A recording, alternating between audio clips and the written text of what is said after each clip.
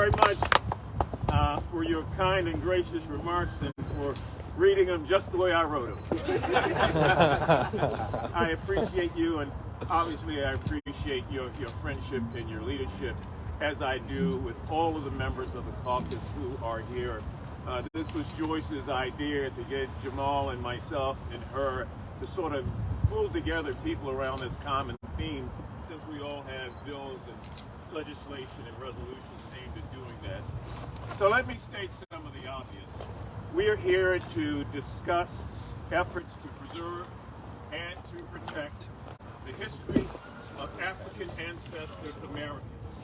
And in doing so, we're also called to be mindful of the fact that even before this republic was born, it compromised the moral principles and the moral claims articulated in the Declaration of Independence and in the preamble to the Constitution and in all the other pronouncements that were issued to justify its revolution against tyranny, by having subjected human beings, our ancestors, to a bondage of the flesh as well as the bondage of the spirit.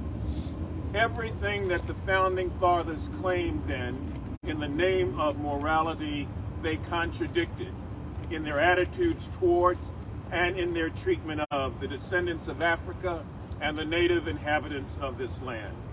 The enslavement of the Negro, the extermination of the Hispanic, and the wiping out of Native Americans made the birth of the American nation an iniquitous conception, conceived in hypocrisy and dedicated to the twisted proposition that white men were superior to non-white men and therefore entitled to enslave them, oppress them, and if necessary, destroy them.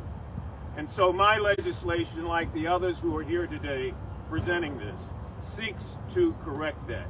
And those efforts create, in this instance, a 12-member National Council on African American History and Culture, and charges that council to direct the National Endowment on the Humanities to work to preserve Black history as we know it.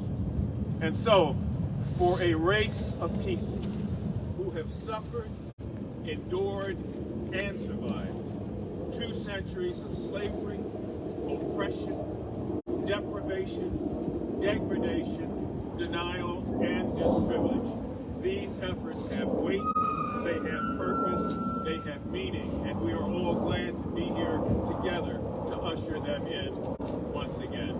Thank you very much, and I want to, if I might, bring forth Jamal Bowman, who I always call JB, the best and the brightest of New York, a real fighter and a real friend to address you. Jamal, come right on.